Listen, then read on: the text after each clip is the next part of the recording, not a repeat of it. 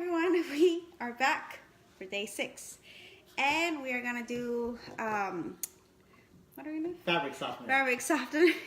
Natural fabric softener. So before we switched and started using natural products, I was one of those persons that always wanted my clothes to smell really nice.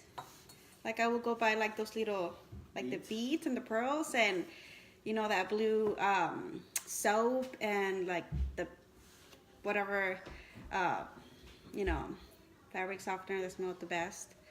And I didn't realize how many chemicals it actually has.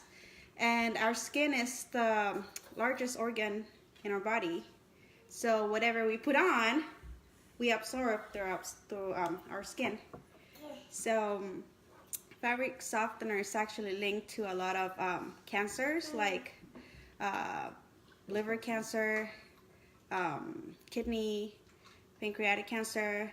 It also decreases your sperm count, and it can make you have early breast, girls, boys, and what else? Hi, Stephanie. Lots of stuff. And we don't want that in our kids, you know, especially our babies. So I'm gonna show you how to make it. So the way that companies actually get away with doing it. Well, not yet. Then I guess Chris is Well, gonna talk. Leslie can make it. Well, you wanna. Yeah. So we just need vinegar, white vinegar, and distilled water, and somewhere to put it. And it's pretty simple. I just do 2 cups of each, and then I just put it back in my container. So Chris can talk now. So the way that companies are able to do it is that every single company that sells fabric softener, the way that their fabric softener works is their secret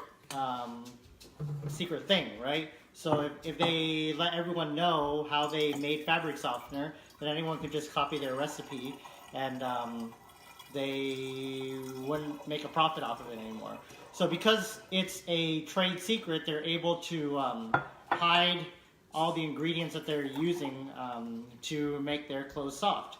And the average end user only cares if their clothes is soft or if their clothes is not soft. They don't really think about what corners companies took to produce the fabric softener. They just care about the end result. And a lot of these fabric softeners, they use chemicals in them to create the effect that they want. Using chemicals is most of the time the cheapest way to achieve an effect. And so a lot of companies will do that regardless if it's fabric softener or dishwashing soap or whatever. They'll look for the cheapest way to do something so that their margins and their profits are the most that they can be. And I mean, that's a company, right? Their job is to create the most money for the company.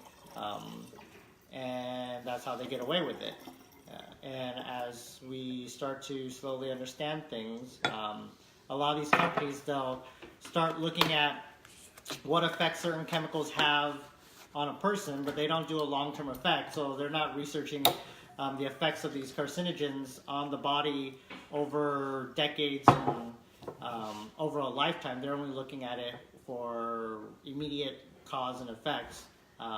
And so that's why they can say that it doesn't do anything, where in fact it actually does. And you know what? One of the most craziest things is that you will think that fabric softener is actually making your clothes clean, but it's not. It's Hi, actually Sarah. making it dirty because you're washing it and then you put fabric softener, and then guess what? You're just mixing it again with a whole bunch of chemicals that will mess with your endocrine system and a whole bunch of stuff. So simple, easy. Your clothes will not smell like vinegar. I promise. We have been using this for like over a year now. We joined Young Living last November, so yeah. 2 Novembers ago. 2 Novembers ago. Oh my gosh, 2 Novembers ago. Yep. So simple, and that's it. How much do you use? Well, my washer has like this little cup thing, so I just fill it. It all depends however, a cup. And we have to represent San Diego with our stone growler. Is Yep. how we keep it in.